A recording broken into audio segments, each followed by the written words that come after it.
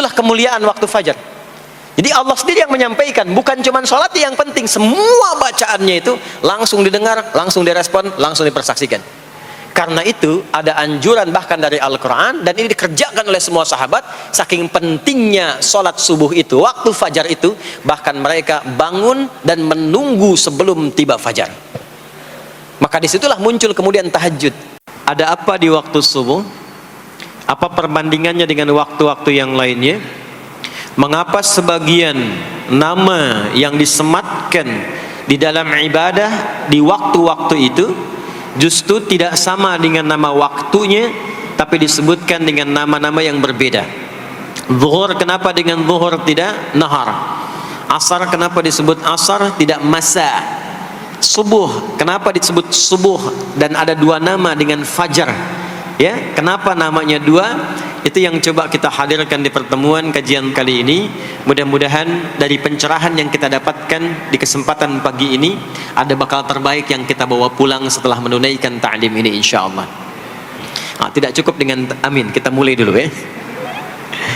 Bismillahirrahmanirrahim. Kita mulai Quran surah ke-17 Al-Isra di ayat ke-78. Bismillahirrahmanirrahim. Aqimis salata liduluki syamsi ila ghasaqil laili wa qur'anal fajr inna qur'anal fajri kana mashhuda. Aqimis salat, tunaikan oleh kalian salat dengan sempurna, dengan benar. Penting dicatat, setiap ada perintah menunaikan solat dalam Al-Quran, yang solatnya dimaknai sebagai ibadah formal, bukan bermakna doa biasa. Jadi ada solat yang bermakna umum, yaitu doa. Jadi doa itu disebut dengan solat. Karena itu dalam fiqih, as-salatu hiya doa. Solat itu secara bahasa disebut dengan doa. Karena isi dari semua solat itu, bacaannya semuanya doa. Tapi kalau ada solat yang dimaksudkan ibadah yang kita tunaikan, dimulai dengan takbir, berniat kita, ditutup dengan salam, maka solat yang dimaksudkan ini, itu seringkali di Quran kalimatnya dibuka dengan derivasi kata aqama yuqimu. Kalimat solat pertama di Quran Al-Baqarah ayat 3. Alladzina yu'minuna bil ghaibi wa yuqimunas shalah. Al-Baqarah ayat ke-43. Wa aqimus shalah wa atuz zakah. Selalu menggunakan aqama, yuqimu, yuqimuna, aqimi dan seterusnya. Termasuk di Quran surah ke-17 Al-Isra ayat 78. Aqimis salata, menggunakan kata aqim. Apa itu aqim? Aqama, yuqimu, yuqimuna, aqim, itu artinya menunaikan dengan sempurna, sesuai dengan ketentuan yang diberlakukan, tegak sempurna. Jadi ketika Allah meminta kita menunaikan solat, solat yang diinginkan itu kata Allah bukan solat biasa saja, bukan sekadar bertakbir kemudian ditutup dengan salam. Ada ketentuannya, ada aturan-aturannya. Karena itu ketika Allah meminta kita menunaikan solat, setelah menggunakan kata aqim, aqimu, yuqimuna, kalimat solatnya menggunakan alif lam. Kalau Bapak Ibu cek silakan, rata-rata ada alif lamnya. Ya, tidak berdiri sendiri. Alladzina yu'minuna bil ghaibi wa yuqimunas shalah, ada alif lamnya. Wa aqimus shalah wa atuz zakah. Wasta'inu bis sabri was shalah, ada alif lamnya. Nah, alif lam itu diantara fungsinya dalam bahasa Arab, ada yang berfungsi sebagai ta'rif. Ta'rif itu seperti artikel the dalam bahasa Inggris.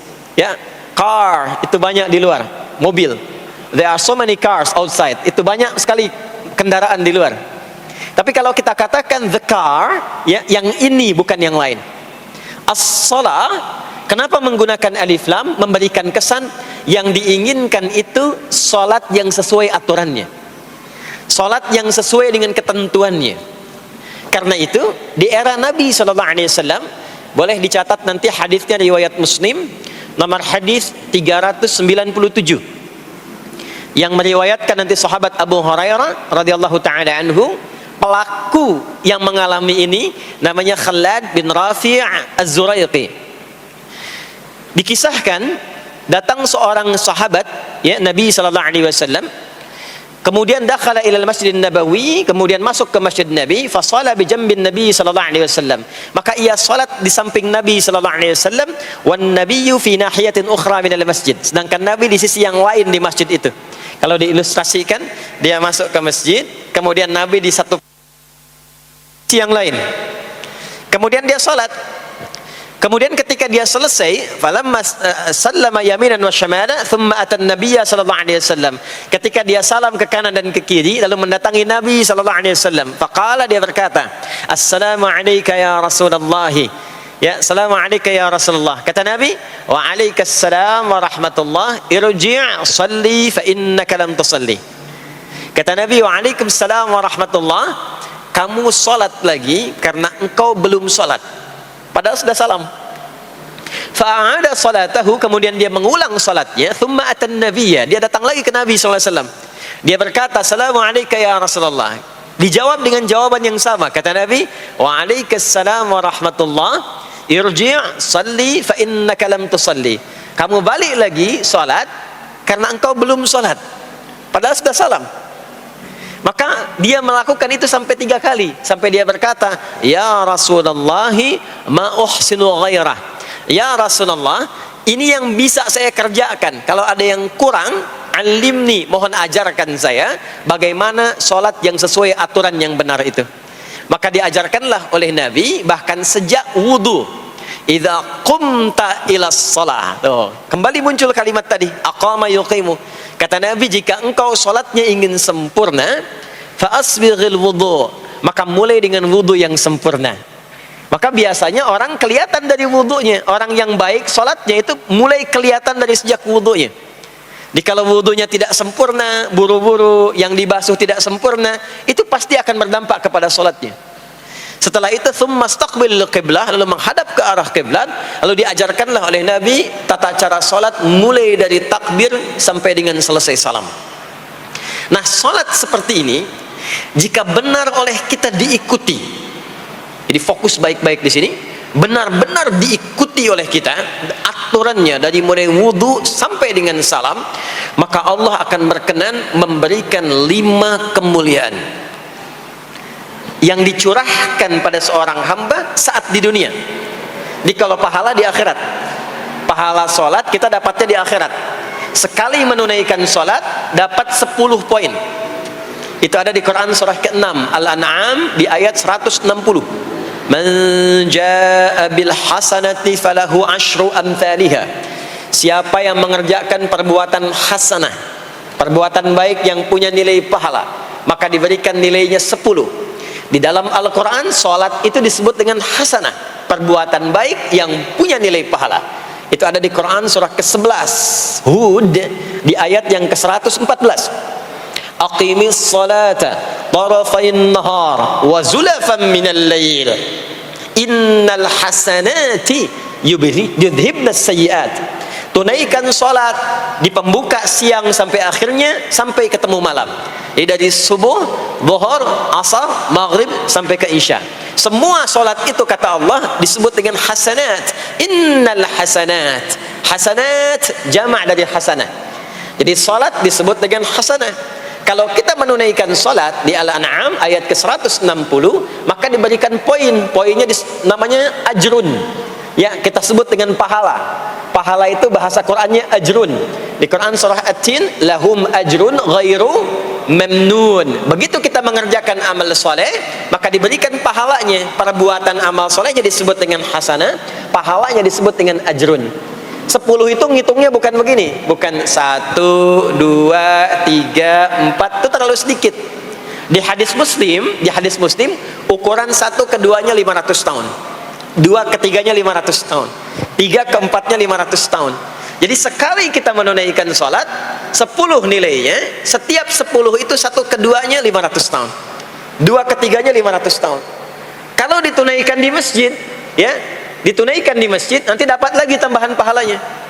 Baru masuk datang ke masjid dengan niat sholat, bukan yang lain ya.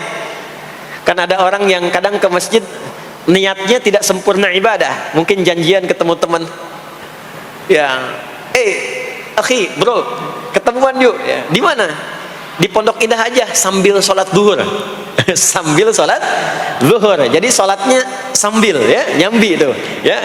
Substansinya mau ketemu kan, agenda intinya ketemuan sambil sholat zuhur. Nah, kalau kita niatkan mutlak untuk ibadah, apapun itu, mau sholat, mau baca Quran, mau i'tikaf, itu baru datang, baru menginjakkan masjid, masuk dengan kaki kanan, baru datang, itu sudah dicatatkan 25 kebaikan, belum apa-ngapain. Jarak satu keduanya tadi 500 tahun, dua ketiga 500 tahun. Kalau dilakukan sholatnya berjamaah, maka dapat tambahan 27, kalikan 27, sudah dapat 10 kali 27 berapa tuh? Ya, 270. Setiap satunya kalikan 500 tahun. Maka sholat di masjid itu bukan main-main. Itu kelihatannya nanti dua. Saat sakaratul maut, pahala itu ditampakkan. Jadi pahala itu bukan sekarang. Pahala itu saat kita pulang. Nanti begitu akan meninggal, ditampakkan itu, ya, pahala yang telah kita kerjakan itu dalam bentuk amal yang diridhoi oleh Allah. Makanya orang-orang yang rajin beramal saleh, ya, hasanahnya banyak, itu hidupnya tenang. Karena dia merasa tenang, jiwanya pun tenang. Ketika pulang pun dia berada dalam ketenangan. Itu yang menjadikan dia kadang senyum. Ada orang yang akan meninggal itu senyum, ya, sedang baca Quran, ada yang sedang duduk, ada yang sedang ngaji, ada yang sedang sholat. Saking tenangnya, panggilannya pun tenang. Quran surah 89 ayat ke-27 sampai ayat 30. Ya ayyatuhan nafsul mutmainnah, hei jiwa-jiwa yang tenang, irji'i ila rabbiki radiyatan mardiyah, cepat pulang, aku sudah ridha dengan amalmu, engkau pun akan ridha dengan pemberianku. Fadkhuli fi ibadi, masuk golongan hambaku. Ibad itu jama' dari kata abdun. Abdun itu adalah nama bagi hamba yang senantiasa memperbanyak ibadah. Ketika dia ibadah punya hasanat, maka dikonfirmasi saat pulangnya, ditampakkan hasanatnya, ditampakkan hasil pahalanya.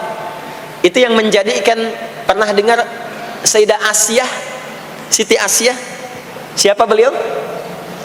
Istrinya Fir'aun kan? Ya, kan ada kisah viral dalam Al-Quran. Ketika beliau akan dieksekusi oleh Fir'aun, la'natullahi alaih, Fir'aun itu akan mengadab, akan menghukum istrinya sendiri, Sayyidah Asyah. Ketika akan disiksa dan sudah diikat dalam tiang itu, akan disiksa, maka beliau berdoa, Siti Asyah itu, dan doanya diviralkan di Al-Quran. Rabbi bnili indaka baitan fil jannah wa najjini min fir'auna wa amali. Ya Allah, aku telah berislam, mempertahankan akidahku saat ini sampai dengan sekarang, maka mohon ya Allah, berikan kepadaku anugerah di surga nanti, bangunkan satu istana di surga, dan selamatkan aku dari buruknya siksa Fir'aun, sehingga menjadi tanda bagi orang-orang yang akan beriman bahwa beriman itu menyenangkan. Maka apa yang terjadi? Saat sakaratul maut itu ditampakkanlah oleh Allah istana di surganya, maka dia tersenyum. Dalam senyum itu Fir'aun kan gak ada imannya, jadi gak ada koneksinya. Maka mulai menghardik, kata Fir'aun, ini perempuan mau dieksekusi kok malah senyum. Dia nggak tahu kalau dalam keadaan itu surganya sedang ditampakkan, istananya ditampakkan.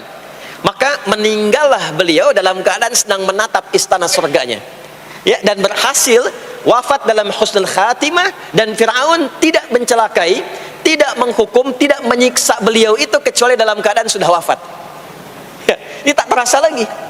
Nah, itulah orang-orang yang saleh, orang-orang yang punya banyak hasanah, ditampakkan sakaratul mautnya, lalu dihisab, nanti baru dikonfirmasi. Maka sekarang diberitakan sebagai ilmal yaqin, saat sakaratul maut diperlihatkan sebagai ainal yaqin, saat masuk nanti ke surga dirasakan sebagai haqqul yaqin. Maka ada ilmal yaqin, ainal yaqin, haqqul yaqin. Itulah yang menjadikan kita sering berdoa supaya semua kegiatan dunianya menjadi hasanah, dan di akhirat dikonfirmasi lagi hasanahnya. Ada di Al-Baqarah surah kedua di ayat ke-201. Wa minhum may yaqulu rabbana atina fid dunya hasanah wa fil akhirati hasanah wa qina adzabannar. Nah, perbuatan hasanah yang pertama itu salat. Jadi ketika kita salat ada pahala. Pahala itu urusan akhirat. Nanti ketika meninggal dapat. Itu bekal pulang. Kita gambarkan nih supaya nggak bingung ya. Yuk, kita ilustrasikan sejenak ya. Bismillah. Bapak Ibu kelihatan ini ya? Ibu kelihatan Bu ini? Alhamdulillah, alhamdulillah. Ini pejuang subuh belum ditulis sudah kelihatan ya. Alam itu kan yang kita tinggali, kita rasakan, dan nanti yang kita yakini ada 3 kan. Ini sering saya sampaikan belakangan ini di beberapa kesempatan. 1, sekarang ada yang disebut dengan ardun, al-ard, yang kita terjemahkan dengan bumi tempat kita tinggal sekarang. Ya, sekarang kita ada di mana? Di Masjid Pondok Indah ya. Bagian dari bumi. Ini di bumi. Sifatnya disebut dengan dunia. Jadi dunia itu asalnya bukan nama alamnya, tapi lebih kepada sifatnya. Ya, dunia. Dari kata dana, yadnu, dunuan, wa dunyaan. Artinya sesuatu yang cepat, sesuatu yang fana, sesuatu yang rusak, yang hilang. Jadi semua sifat kehidupan kita di tempat ini itu berlangsung cepat. Ya, kayaknya baru kemarin ketemu, sekarang sudah ketemu lagi. Kayaknya baru kemarin kenalan teman SD, sekarang sudah saling punya cucu. Ya, dan semua sifatnya rusak. Ini gelas kalau didiamkan, besok-besok kotor, rusak. Baju kalau didiamkan nggak diapa-apain, rusak. Ya, kendaraan kalau didiamkan semewah-mewahnya nggak diapa-apain, rusak. Itulah dunia. Kenapa diperkenalkan viral dunianya dibandingkan dengan bumi dan ardunnya? Untuk memberikan kesan yang kuat kepada jiwa kita. Hei, jangan sampai terjebak dengan kehidupan dunia yang sementara yang ditinggalkan. Jangan memperebutkan sesuatu yang rusak. Jangan berselisih pada sesuatu yang hilang. Ya, kan sekarang banyak orang aneh ya, memperebutkan sesuatu yang pada akhirnya yang diperebutkan itu rusak sendiri. Ya, memperebutkan sesuatu, berselisih pada sesuatu yang akan ditinggalkan, kan sama-sama meninggal. Untuk apa memperselisihkan sesuatu yang akan ditinggalkan? Kok bisa berantem, berselisih, saling mencela pada sesuatu yang sama-sama akan ditinggalkan? Itulah kenapa sering dipopulerkan dengan nama dunia. Dunia, ingat ya, kita tinggal di dunia ini. Maksudnya apa? Hei, hidupmu sementara. Hei, terkadang kita lupa bahwa itu akan berlangsung dengan cepat. Saat nanti meninggalkan tempat itu, ada tempat lain yang akan kita kunjungi. Setelah dunia apa? Belum ke akhirat. Ada waiting room dulu. Nah, sini ada waiting room. Tempat nunggu sementara sebelum nanti ke alam yang ketiga. Namanya disebut dengan kubur. Afala ya'lamu idza bu'thira ma fil kubur. Surah apa itu? Surah Al-Adiyat, surah ke-100 di ayat yang ke-9. Namanya kubur. Sifatnya disebut dengan barzakh. Ya, alamnya barzakh. Bainahuma barzakhul la yabghiyan. Barzakh itu pemisah. Bukan alam yang sesungguhnya berkehidupan, bukan. Sementara aja pemisah dari alam yang lain. Jadi sekat yang tak nampak sekatnya, tapi memisahkan dua yang berbeda, itu disebut barzakh. Bapak Ibu, kalau kita pernah lihat di lautan, atau orang diving menyelam ke laut, atau kita lihat misalnya suka ada program di YouTube ya tentang lautan itu, kan air yang tembus ke laut itu dari mana-mana kan, dari sungai menyatu. Pernah lihat ada bagian lautan tertentu yang nggak nyambung tuh arusnya antara kanan dengan kirinya. Ikan yang di sini nggak bisa tembus ke sini, begitu ke sini balik lagi, sini balik lagi. Nah itu barzakh namanya. Barzakh pemisahnya, nggak kelihatan tapi memisahkan dua bagian yang tidak menyatu. Bainahuma barzakhul la yabghiyan. Alam ini kenapa disebut barzakh? Karena dia memisahkan antara kehidupan di bumi dengan sifat dunia dengan kehidupan di alam yang ketiga, namanya akhirat. Akhirat. Kalau sudah ada taknya, ada akhir, ada akhirat. Kalau sudah ada taknya di ujung, itu artinya ujung sesuatu yang gak ada awal lagi setelah itu. Ya sudah berakhir di situ. Ya. Di kalau di sini meninggal, masuk ke sini. Di sini selesai, ke sini ke akhirat. Tapi kalau di akhirat ini ujungnya nggak ada meninggal lagi. Ya, nggak ada wafat lagi, nggak ada meninggal lagi. Jadi nggak usah update status kalau di sini, statusnya akan abadi. Kalau di sini masih berpindah-pindah. Ya, mau status apapun dunia akan ditinggalkan. Begitu selesai pindah ke sini. Di sini mulai sama. Yang pejabat, yang pengusaha, pebisnis, ya, yang diplomat, yang macam-macam sampai ke sini mulai sama. Almarhum. Nanti bedanya dihisab, begitu sampai sini statusnya akan diraih sesuai dengan amalan yang ada di sini. Nah, mohon izin, mohon maaf, kalau di sini yang semua kita kerjakan, aktivitas kita disebut dengan amal, pekerjaan kita yang melahirkan bekal itu, ya, maka tuntutannya cuma satu, amal saleh. Pastikan semua amal perbuatan yang kita kerjakan soleh. Soleh itu artinya dipandang baik oleh Allah, singkatnya begitu. Kalau makan dengan cara yang soleh, yang Allah senangi. Minum yang soleh. Berpakaian yang soleh. Bekerja yang soleh. Maksudnya kalau Anda cari pekerjaan, cari yang dibenarkan oleh Allah. Jangan bekerja dengan korupsi, jangan bekerja dengan cara menyogok, jangan bekerja dengan mempopulerkan riba misalnya. Kalau makan yang soleh, jangan makan yang haram, jangan makan hasil dari pencurian, itu namanya soleh. Kalau kita kerjakan semua aktivitas kita, pekerjaan semuanya soleh, maka tadi dia akan punya nilai. Nilai itu yang disebut dengan hasanah. Ya. Hasanah ini punya poinnya yang disebut dengan ajrun, yang kita kenal dengan pahala, yang tadi saya terangkan. Nah ini hasanah, ajrun, hasanah ini yang ikut ke alam kubur nanti. Yang ininya tidak amalnya. Contoh gampangnya begini, saya tunjukkan. Ini ada minuman. Ya. Minum itu kan aktivitas standar, amal standar untuk menghilangkan haus. Siapapun bisa minum. Mau yang beriman, mau yang belum beriman. Saya sering katakan belum beriman dengan harapan sama-sama beriman sebelum wafat. Ya, itu adabnya. Maka bagaimana cara minum ini supaya menjadi soleh? Kata Nabi di hadis Al-Bukhari, perhatikan, idza quddimat ta'amu, kalau hidangan disajikan, mau makanan mau minuman, khudh bi yaminika ma yalik, ambil dengan tangan kananmu, thumma sammillah aw iqra bismillahirrahmanirrahim. Maka sebelum diminum ucapkan bismillahirrahmanirrahim. Maka kalimat bismillahirrahmanirrahim itu yang akan menjadikan aktivitas minum menjadi hasanah. Dituliskanlah pahalanya, namanya ajrun. Minumannya itu selesai, itu masalah dunia. Hausnya hilang, keluar jadi kotoran, itu minumannya. Jadi gelasnya nggak ikut ke alam kubur.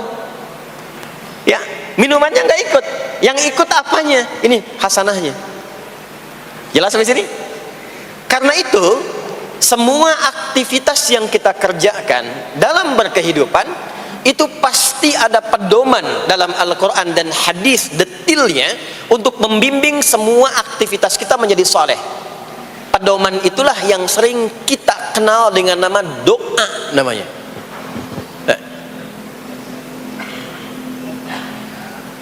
Silahkan Bapak Ibu cek, tidak ada satupun di dalam Islam aktivitas yang dikerjakan kecuali bersanding dengan doa di dalamnya.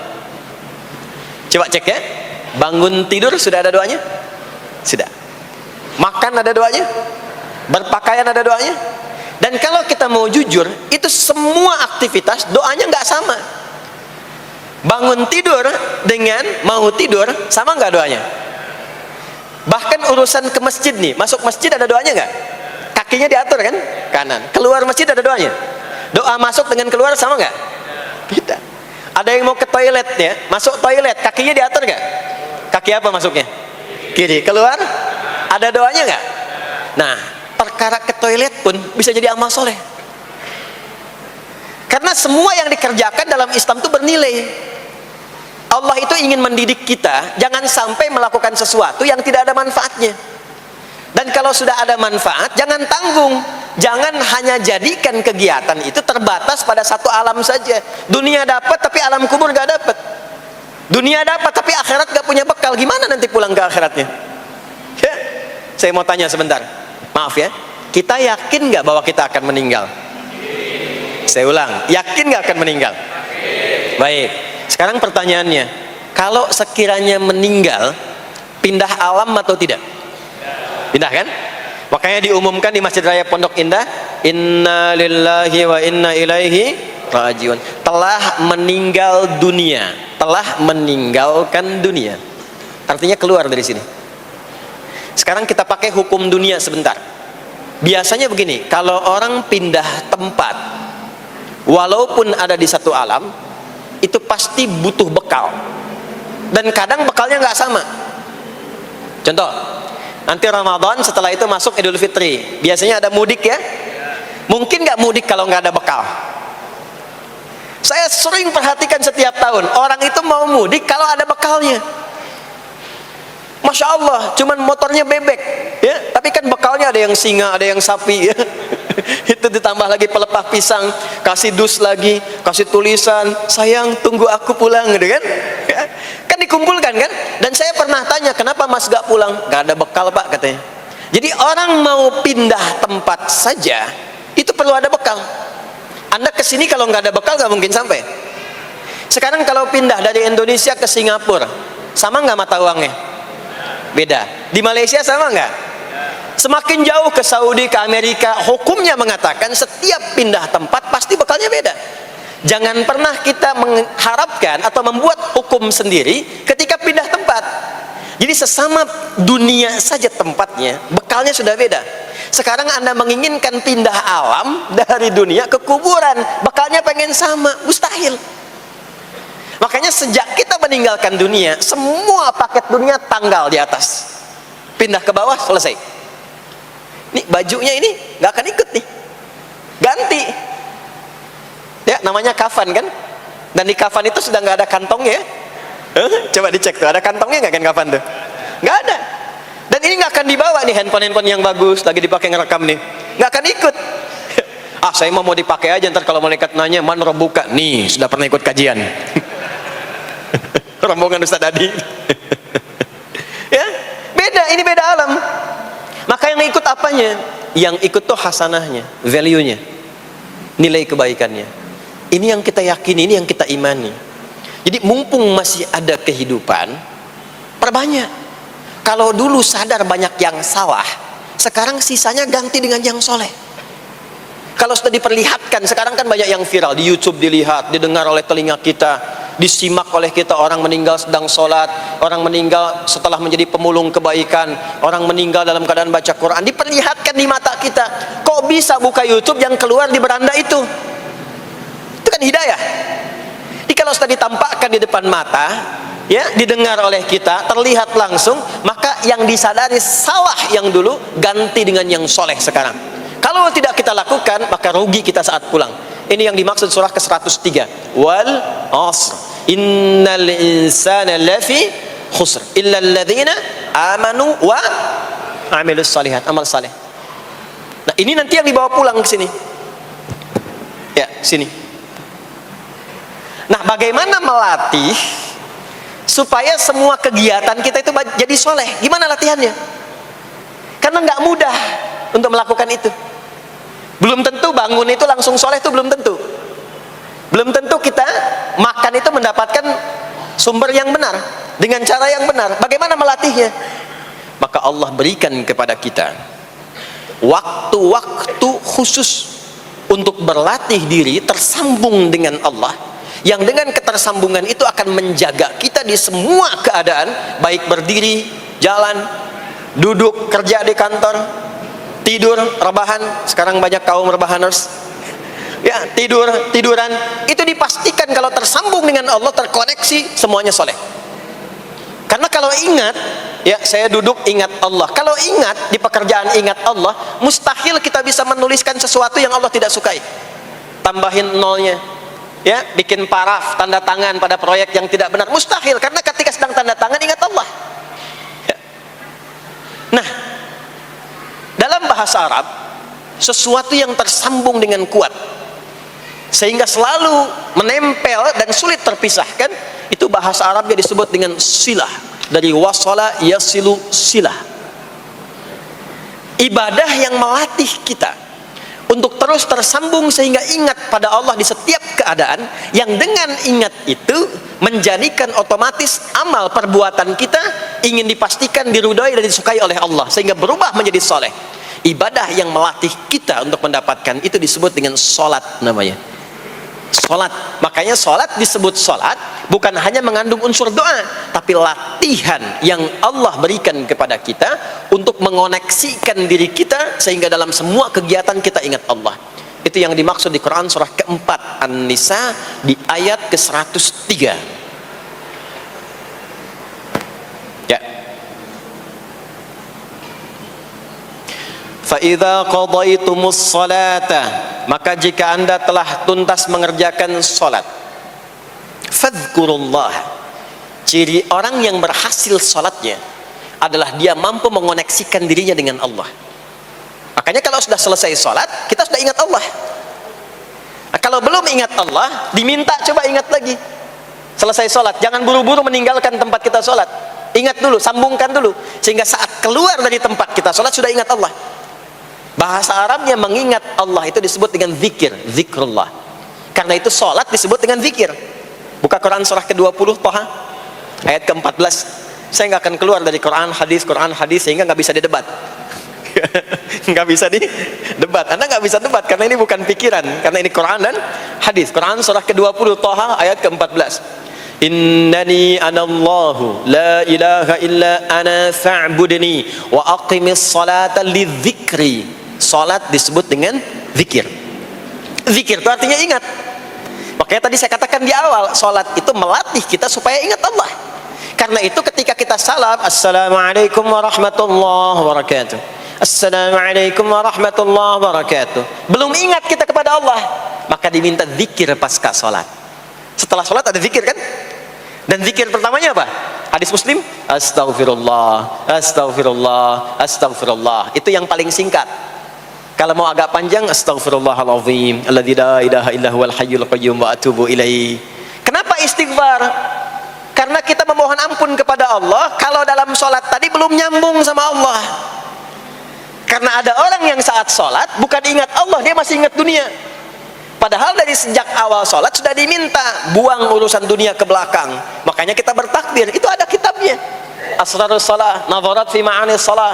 Ketika Anda mulai bertakbir, takbir begini, Allahu Akbar. Kenapa mengangkat tangan gini? Salah satunya di antara maknanya, buang urusan dunia ke belakang, pasrahkan dirimu kepada Allah. Kalau sholatnya ingin khusyuk, jangan bawa urusan dunia ke dalam sholat, buang. Yang menjadikan seseorang kurang khusyuk begitu takbir, dunia masih dibawa. Lisannya berucap Allahu Akbar, tapi pikirannya motor Hu Akbar, mobil Hu Akbar, ya kan? Status tuh belum diupdate Hu Akbar, ya, miss call belum dibalas Hu Akbar. Itu bermasalah, sehingga mudah dikerjai setan. Ada setan namanya khanzab di Sunan Abu Daud. Saat seseorang mulai bertakbir, kata Nabi, fayaqulu syaitanu, di situ setan mulai beraksi. Sebelum takbir kita dibikin fokus. Anda silahkan praktekkan. Kalau mau sholat rasanya fokus, tapi mulai bertakbir Allahu Akbar, setan mulai beraksi, kata Nabi, udhkur kada, udhkur kada. Ingat ini, ingat itu. Hatta la yash'ural musalli kamra'atan yusalli. Sampai ada orang sholat yang tidak sadar berapa rakaat sedang menunaikan sholatnya. Subuh berapa rakaat tadi? 2 diucapkan, tapi ketika dipraktekkan ada yang 3, ada yang 1, ya, ada yang begitu. Ada, tapi di hati saya gitu ya. Nah ini, makanya setelah kita sholat, salam, assalamualaikum, assalamualaikum, itu kita mencoba menyempurnakan dengan apa? Istighfar dulu. Kalau tadi ada yang belum tersambung, setelah itu apa? Kita sambungkan, Allahumma antas salam, subhanallah, alhamdulillah, Allahu Akbar. Makanya dilatih 33 kali.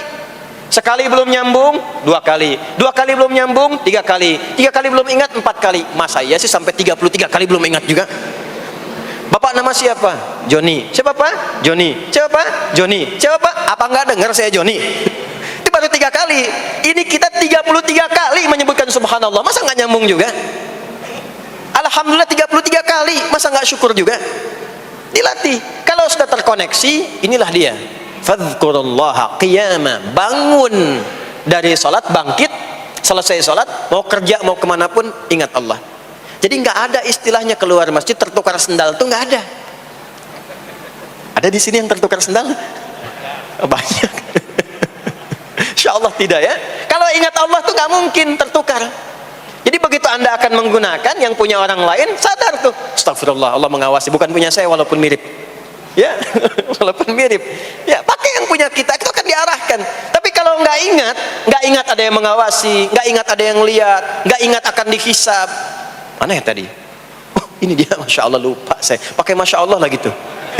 Dia pakai yang paling bagus tuh. Pulang dia, padahal dia ke masjid tuh nggak pakai sendal. Pekerjaan juga begitu, nggak akan sembarangan ngambil yang bukan haknya, kerjakan proyek yang tidak benar. Demi Allah, kalau di Indonesia ini muslinya benar semua sholatnya, makmur. Wah, para polisi itu tenang tugasnya gitu, ya. Tentara juga nyaman, di pekerjaan tuh nggak usah ada CCTV, ya, nggak usah ada e-tilang, nggak usah ada kamera di jalan, kan? Ini karena kenapa? Latihannya nggak maksimal. Ini pentingnya sholat tuh itu. Jadi semua menjadi amal soleh. Semua jadi amal soleh. Begitu ingat Allah, maka berdiri ingat Allah, jalan ingat Allah, duduk ingat Allah, berbaring pun ingat Allah. Kalau sudah ingat Allah, pasti disebut nama Allah. Ini yang dimaksud hadis Nabi. Qala Rasulullah sallallahu alaihi wasallam, kullu amrin dhi balin la yubda'u fihi bi bismillahirrahmanirrahim fahuwa abtar. Setiap perbuatan yang baik yang dibenarkan oleh hati setiap hamba, lalu diikutkan bismillahirrahmanirrahim. Nggak mungkin orang nyebut bismillahirrahmanirrahim kalau nggak ingat Allah. Minum, bismillahirrahmanirrahim. Makan, bismillahirrahmanirrahim. Bekerja, bismillahirrahmanirrahim. Itu ketika dikerjakan langsung jadi hasanah. 10 poin. Ada pahalanya. Dan jangan dianggap ringan ya. Ini kalimat ringan tapi menentukan saat pulang, saat meninggal nanti. Nah, kalau nggak disebutkan bismillahirrahmanirrahim atau tidak bacakan doa yang menyertainya, maka jadi dunia saja, solehnya hilang, tinggal amalnya. Dibalasnya di dunia, akhiratnya nggak ada. Itu yang dimaksud Quran surah ke-25 Al-Furqan ayat 23. Wa qadimna ila ma 'amilu min 'amalin faj'alnahu haba'an manthura. Kalau ada orang berbuat baik di dunia tapi tidak disertakan niat akhirat, kami balas dunianya. Anda kerja belasan tahun, puluhan tahun untuk dunia aja, dapat gaji, dapat benefit, dapat penghargaan. Ada yang juara, ada yang dapat bintang, champion, ya, ada yang promosi jabatan, tapi niatnya untuk dunia. Allah adil, kata Allah, kerja keras dia untuk dunia, saya balas dengan balasan dunia. Tapi kalau diniatkan akhirat, dunia dapat, akhiratnya pun dapat.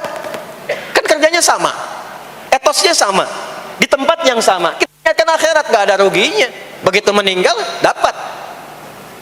Beruntungnya dan bersyukurnya kita sebagai muslim, kita itu lengkap informasinya. Urusan kubur ada informasinya, akhirat ada informasinya.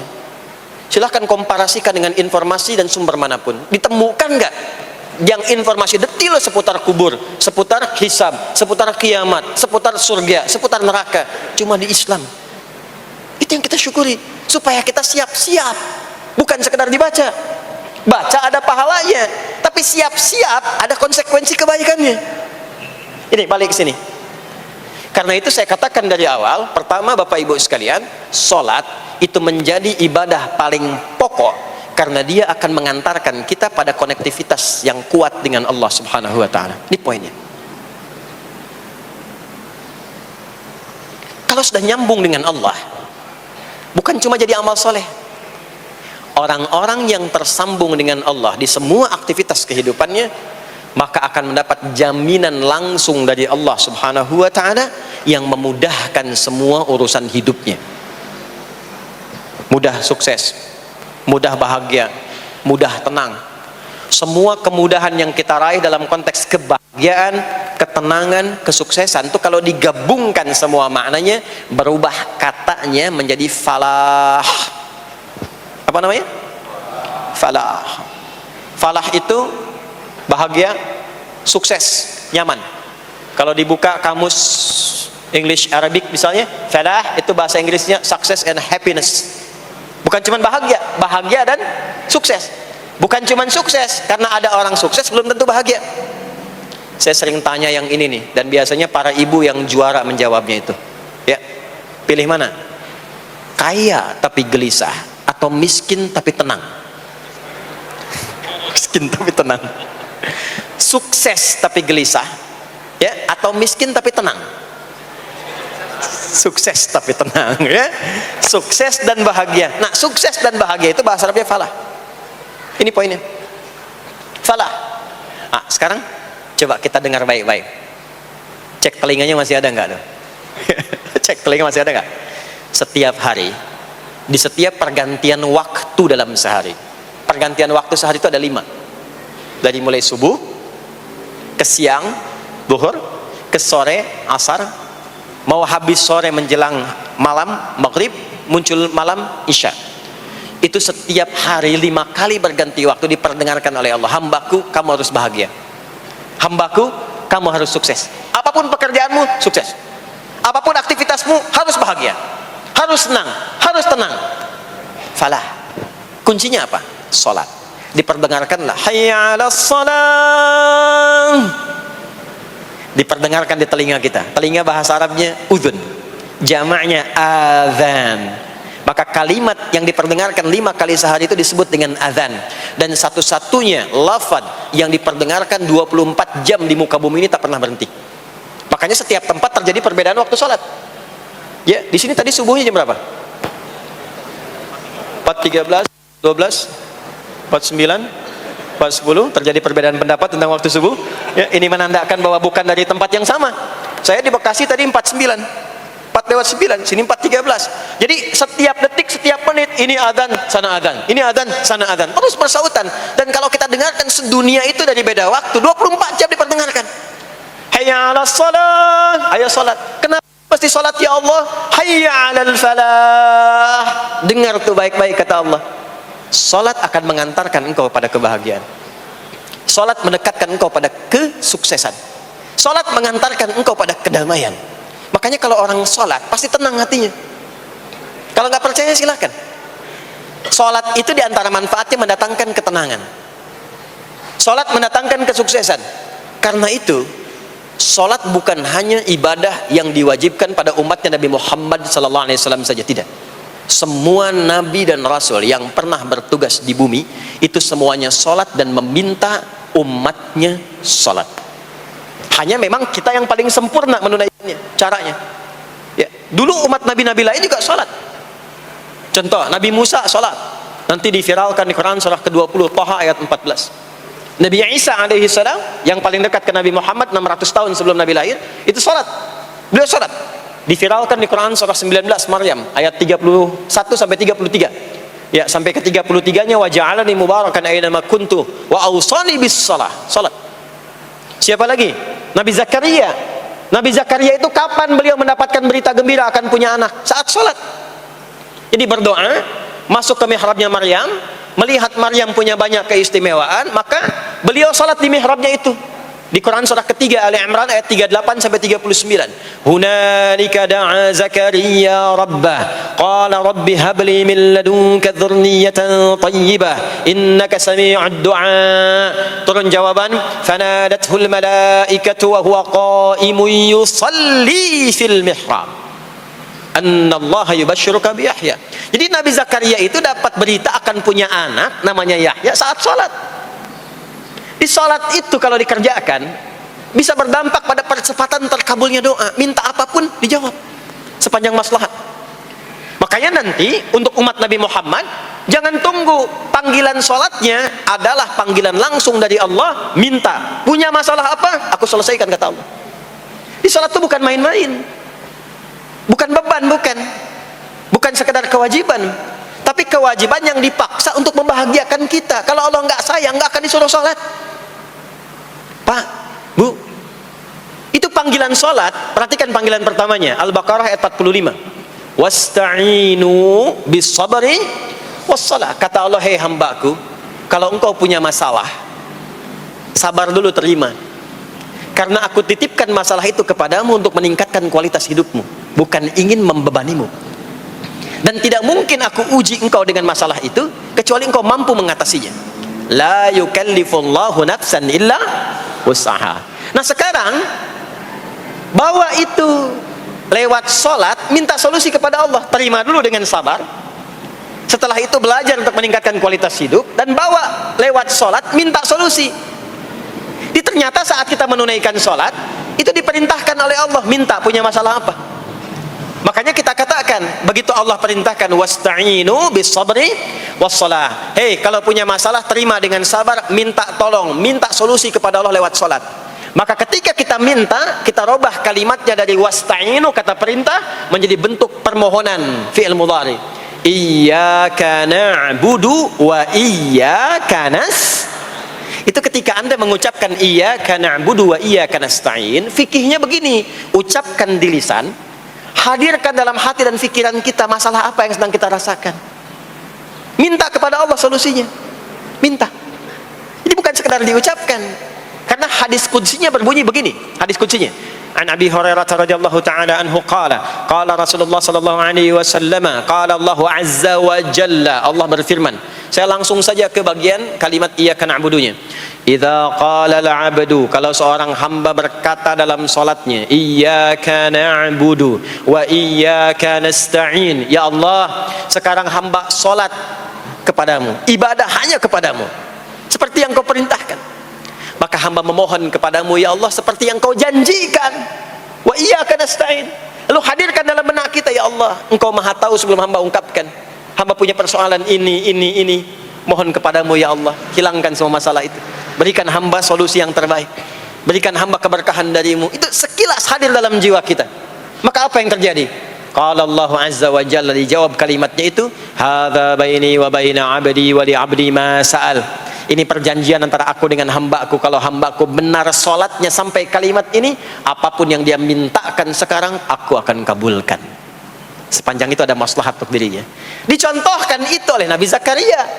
Beliau itu minta saat berdiri, Pak, bukan saat sujud. Dimulai dari berdiri. Nanti akumulasinya saat sujud. Itu berdiri aja, kalau benar mintanya dikabulkan. Tidak menunggu selesai sholat. Dan ada fikihnya, nggak sembarangan, ada fikihnya nanti. Ada fikihnya, ya, ada tuntunannya. Poinnya adalah sholat itu solusi. Makanya jangankan Nabi yang tadi saya sebutkan, Nabi Ismail, itu saking pentingnya sholat, wasiat beliau yang diviralkan di Al-Quran untuk semua keluarganya, sholat. Ada di Quran surah 19 Maryam ayat 55. Wa kana ya'muru ahlahu bis-shalah.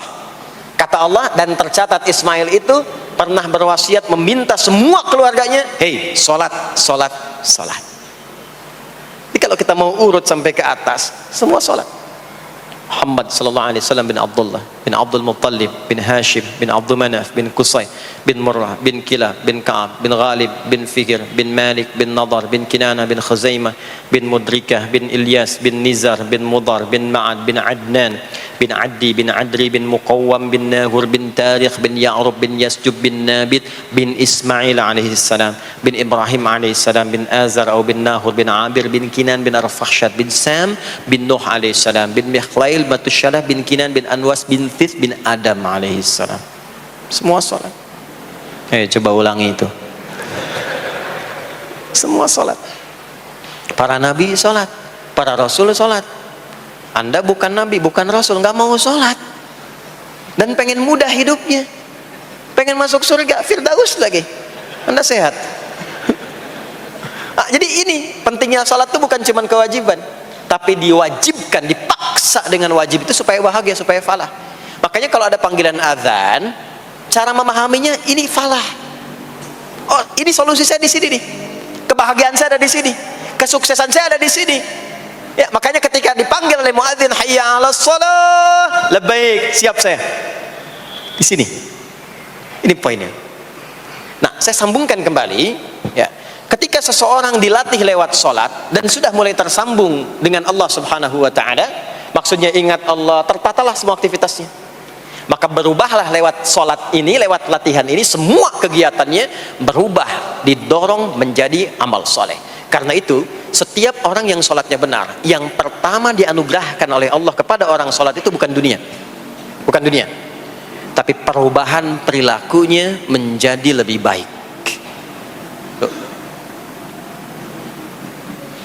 Jadi bukan kaya dulu, ya. Abdurrahman bin Auf tuh hijrah masuk Islam, dilatih sholat, malah hartanya hilang semua, dirampas. Tapi setelah itu jadi apa? Jadi orang paling kaya. Ya, Abu Bakar As-Siddiq, Utsman bin Affan, Umar bin Khattab. Pertama kali masuk Islam kan latihannya sholat. Apakah langsung kaya? Jadi pemimpin?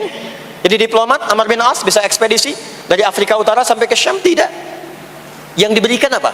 Perubahan perilaku dulu.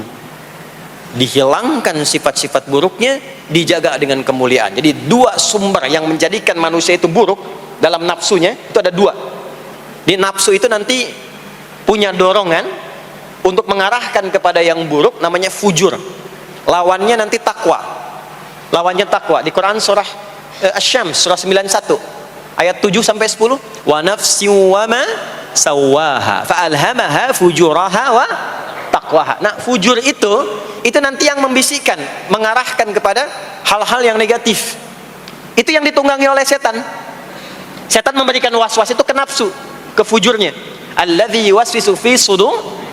Di dalam sudur ada qalbu, di dalam qalbu ada nafas, di dalam nafas ada fujur. Fujur itu yang digoda. Maka keluarlah kemudian dua hal. Yang pertama ada yang disebut dengan fahsya. Fahsya itu dorongan dari syahwat untuk berbuat yang menyimpang. Pornografi, porno aksi, LGBT, kata-kata jorok itu fahsya.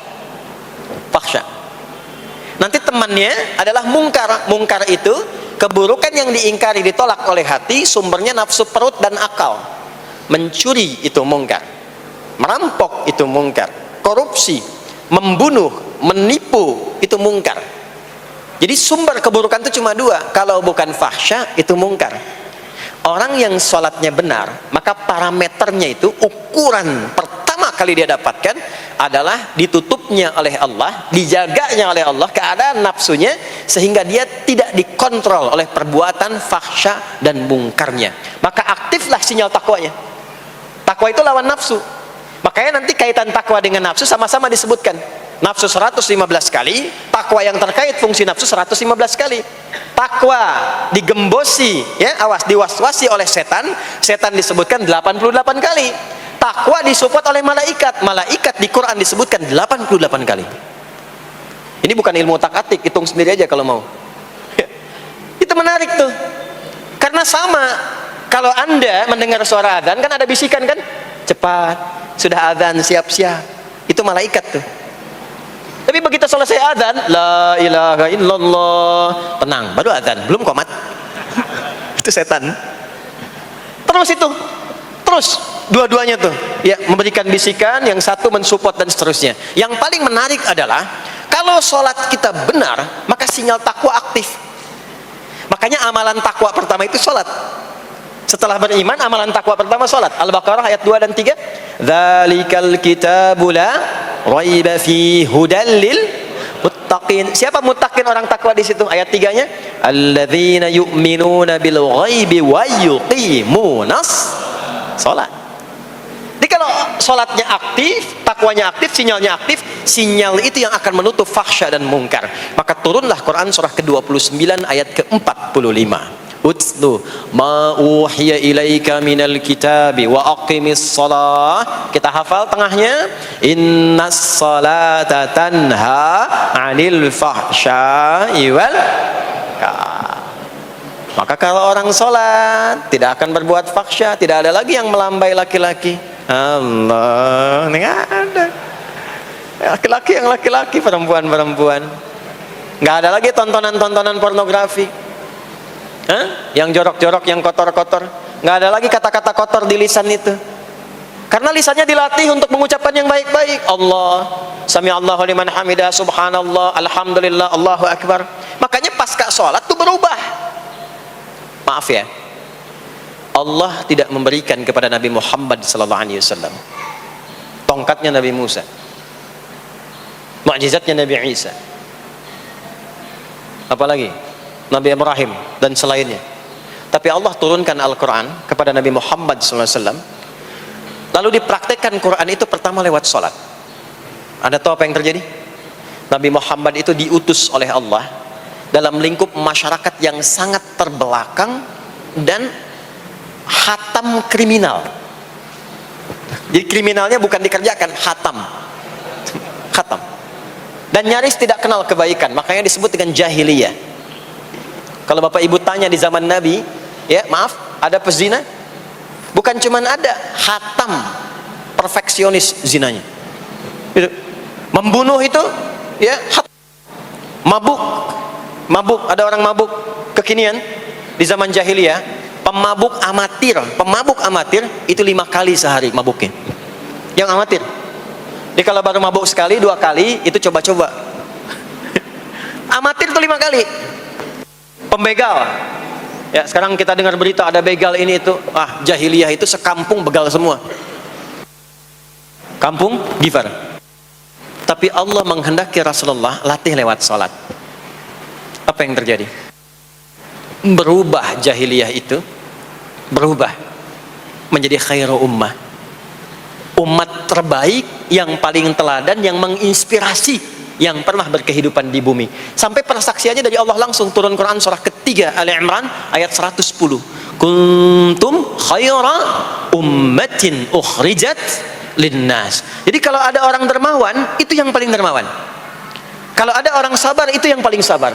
Kalau ada pasar yang paling ideal, itu yang paling bagus. Berubah itu. Ya. Kenal Abu Dzar Al-Ghifari? Ayo kenal. Enggak. Abu Dzar Al-Ghifari itu nama aslinya Jundub bin Junadah. Di antara pemimpin begal di zamannya. Dari kota Ghifar. Ghifar itu kampung begal asalnya.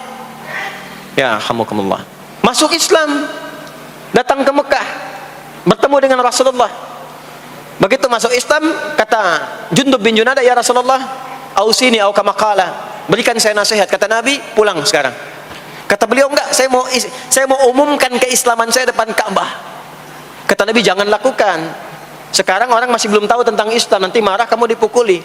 Kata beliau, ya Rasulullah, saya ini membegal terang-terangan, masa bersyahadat sembunyi-sembunyi? Maka keluar ke depan Ka'bah, dia katakan, ya ma'asyara Quraisyin, hai semua orang Quraisy. Datang orang, ushidu bi annahu la ilaha illallah wa anna Muhammadar Rasulullah. Aku bersaksi, syahadat la ilaha illallah Muhammadar Rasulullah. Kalian mau apa? Dipukulin sampai pingsan. Sampai ketika akan diteruskan, ada riwayat mengatakan datang Sayyidina Ali bin Abi Thalib, ada yang mengatakan Sayyidina Hamzah, ya, bin Abdul Muttalib radhiyallahu ta'ala anhuma jami'an. Datang menyampaikan, jangan teruskan. Kalau ini meninggal, ini wafat, kita akan celaka karena kafilah kita akan lewat desa Ghifar. Kalau lewat Ghifar gak akan berhasil niaga kita, katanya. Ya, karena akan dihabisi semua ini orang Ghifar. Maka dibiarkan pergi, pulang. Tahu apa yang terjadi? Begitu Nabi hijrah ke Madinah, dikagetkan dengan suara kaki yang berdecak kencang, bang bung bang bung bang bung. Ternyata ada berita gembira, sekampung begal Ghifar itu masuk Islam semuanya, berubah jadi baik. Untuk menginspirasi generasi kemudian, maka dipopulerkanlah oleh beliau kunyahnya dengan nama daerahnya. Sayalah Abu Dzar Al-Ghifari. Al-Ghifari itu maksudnya apa? Dulu saya ini berasal dari Ghifar, kampung saya kampung begal.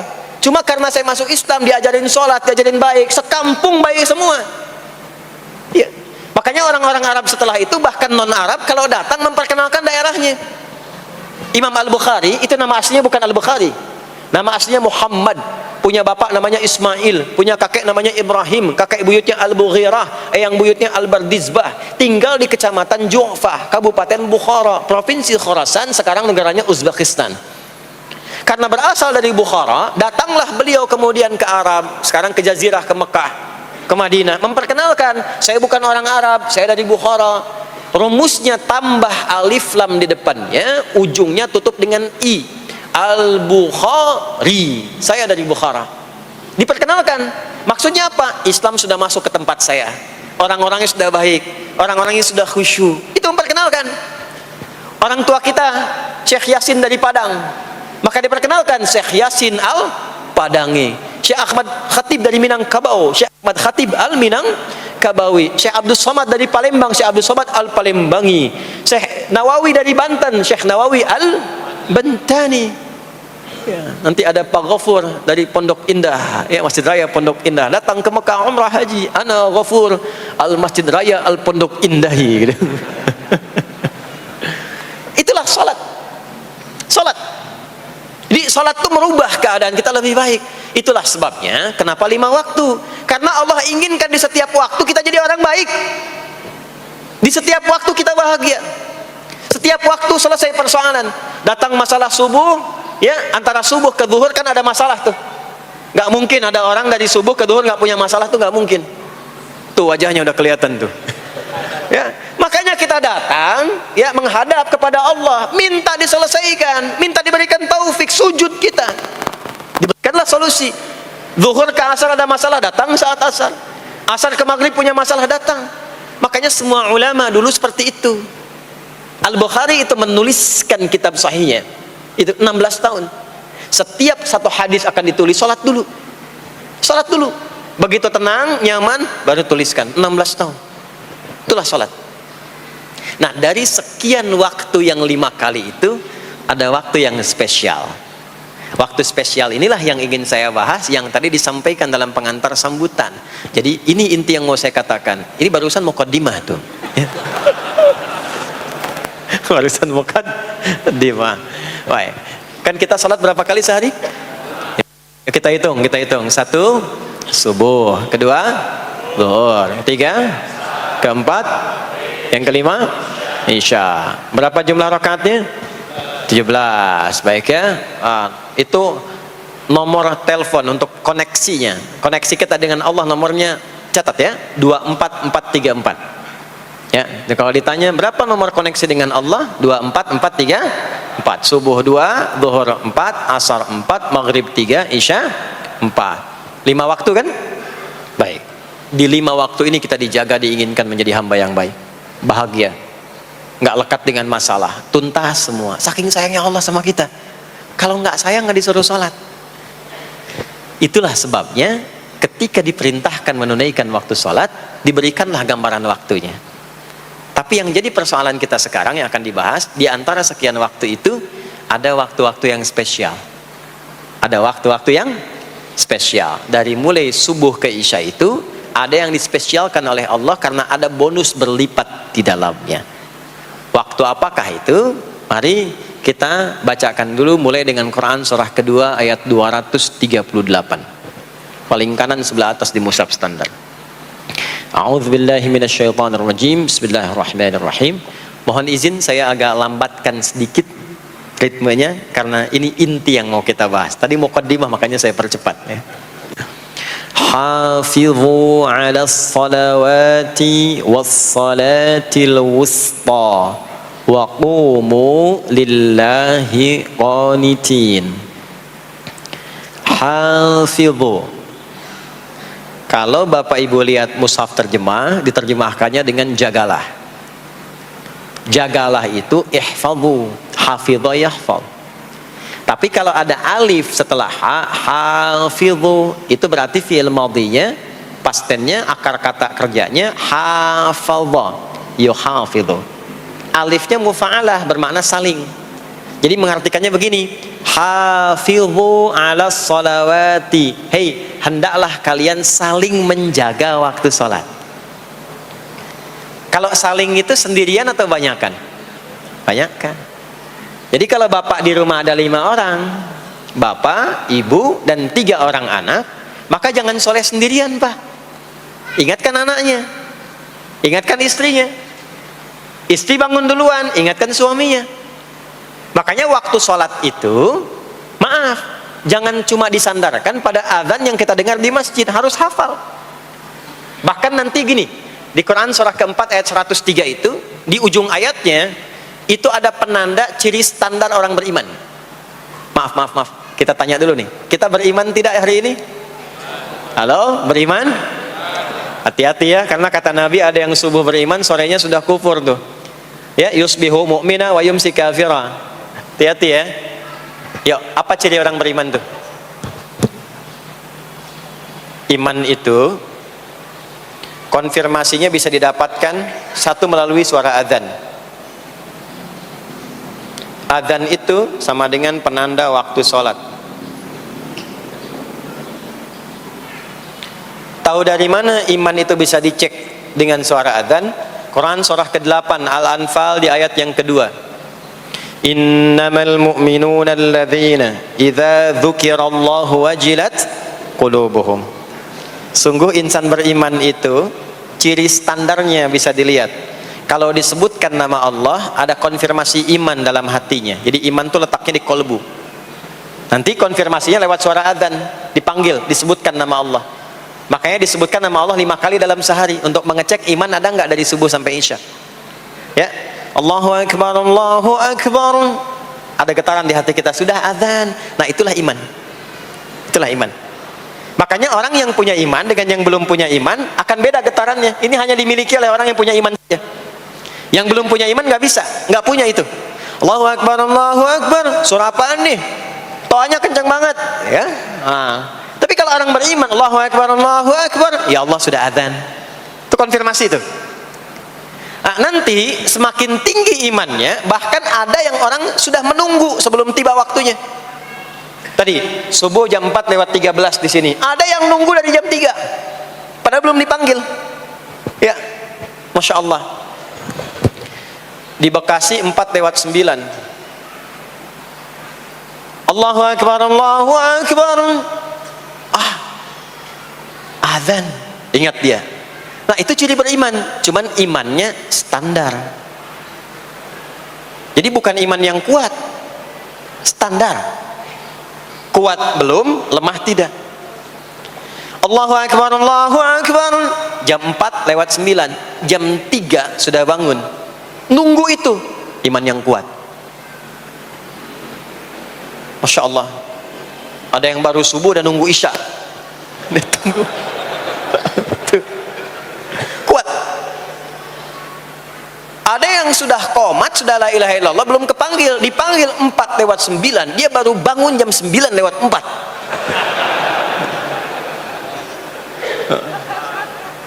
Tuh. Nah, ini iman lemah di bawah. Ciri standar, karena dipanggil ingat, maka ciri standar orang beriman itu tahu waktu sholat. Harus tahu Pak, Bu. Itu standarnya. Itu ada di Quran surah keempat, di akhir ayat 103. Inna sholata kanat 'alal mu'minina kitaban mawquta. Kalau pakai terjemah balaghah itu bunyinya begini, sungguh orang beriman itu pasti tahu waktu sholat. Nah, jadi kalau ditanya jam berapa zuhur nanti belum bisa kita jawab dengan sempurna, itu artinya apa? Imannya belum naik itu ke level standar, belum menguat. Ya, ini poinnya. Nanti kapan waktu sholat itu tiba? Kalau ada yang belum ingat, jangan dibiarkan tidak ingat. Makanya kata Al-Quran, saling menjaga ya waktu sholat itu. Jangan sampai di keluargamu, ada temanmu, kolegamu, bahkan tetanggamu itu nggak tahu waktu sholat. Bahkan nggak sholat, itu bahaya. Kalau memang sayang sama anak, ingatkan. Sayang istri dengan suami, ingatkan. Tanda istri beriman yang cinta dengan suaminya, tanda pertamanya ketika mengingatkan suaminya pada semua hal yang disukai oleh Allah. Begitu sebaliknya. Maka kata Al-Quran, hafidhu, saling menjaga waktu sholat.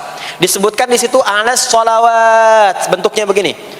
Tulisannya alif, lam, waw, alif, ta, maftuha begini. Alas.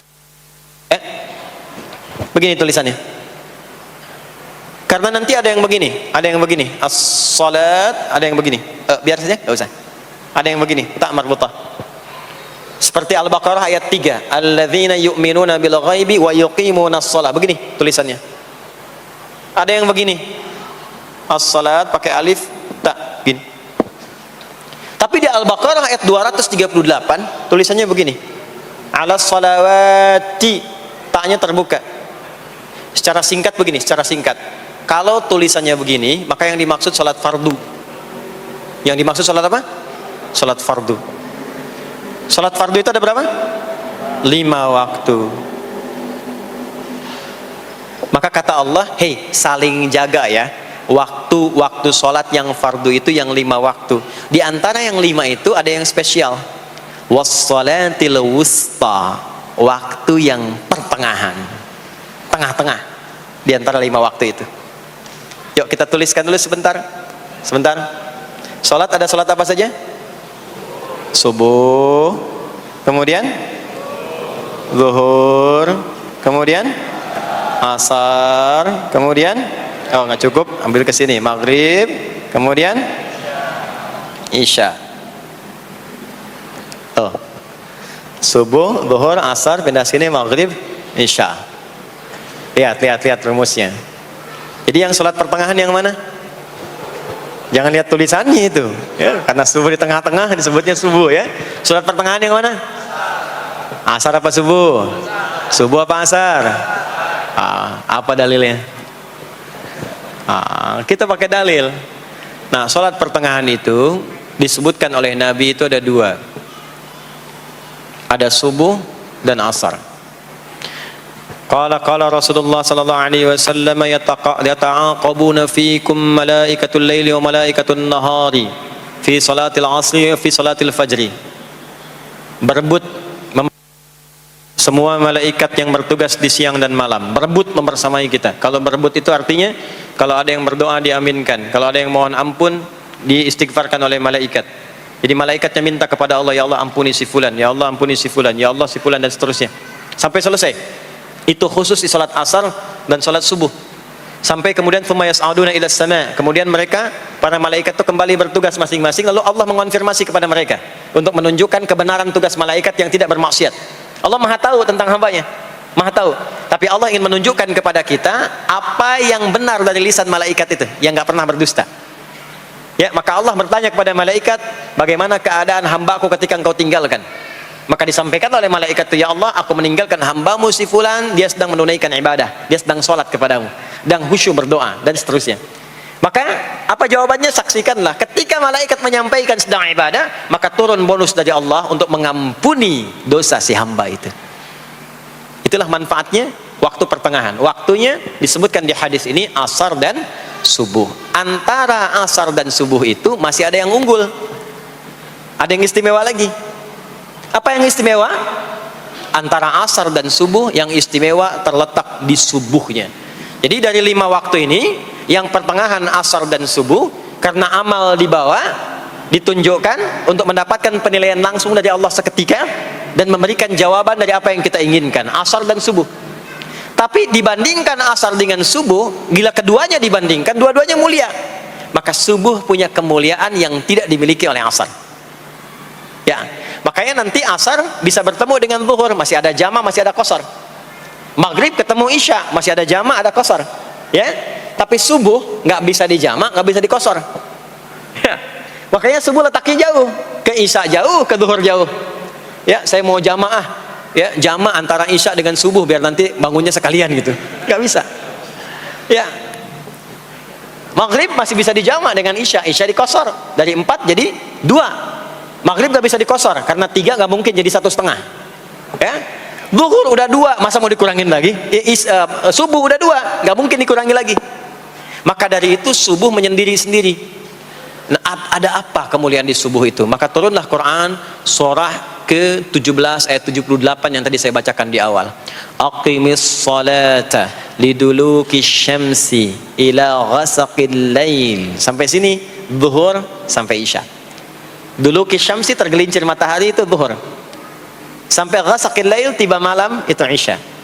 Lalu ditutup ujungnya wa qur'anal fajr. Khusus untuk subuh itu ditambahkan selain sholat ada bahasa Quran di Quran sendiri. Khusus untuk subuh redaksinya ditambahkan dengan Quran. Apa itu Quran? Halo, apa itu Quran? Kalau tidak tahu cepat katakan wallahu a'lam deh. Apa itu Quran? Wallahu a'lam. Ada Quran, ada Al-Quran. Ada Quran, ada Al-Quran. Kalau yang disebut Al-Quran itu mutlak firman Allah. Dari mulai Al-Fatihah sampai An-Nas. Ini yang terdapat di dalam mushaf ini, di 2 jilid ini. Ya, itu Al-Quran. Kalau disebutkan Quran tanpa alif lam, maka yang dimaksudkan bacaan secara umum. Apakah itu Al-Quran, doa, istighfar, semua bacaan itu Quran. Kemuliaan sholat subuh itu dimulai sejak waktu fajar, matahari mulai keluar sinarnya untuk membelah gelapnya malam, itu sinarnya disebut dengan fajar. Nanti subuhnya saya terangkan di akhir. Sinarnya dibelah, membelah kegelapan malam, fajar shadiq. Maka pada saat itu bukan hanya sholatnya yang punya keistimewaan seperti sholat asar tadi, tapi semua bacaannya langsung dijawab seketika oleh Allah Subhanahu wa taala, dipersaksikan oleh seluruh malaikat dan dijawab langsung oleh Allah Subhanahu wa taala. Jadi kalau Anda berdoa, maaf, doanya lebih cepat terkabul kalau dipanjatkan dengan cara yang benar dan khusyuk. Kalau Anda istighfar, langsung dijawab. Kalau kita baca Quran, pahala langsung dituliskan berlipat. Itulah kemuliaan waktu fajar. Jadi Allah sendiri yang menyampaikan, bukan cuma sholat yang penting, semua bacaannya itu langsung didengar, langsung direspon, langsung dipersaksikan. Karena itu ada anjuran bahkan dari Al-Quran, dan ini dikerjakan oleh semua sahabat, saking pentingnya sholat subuh itu, waktu fajar itu, bahkan mereka bangun dan menunggu sebelum tiba fajar.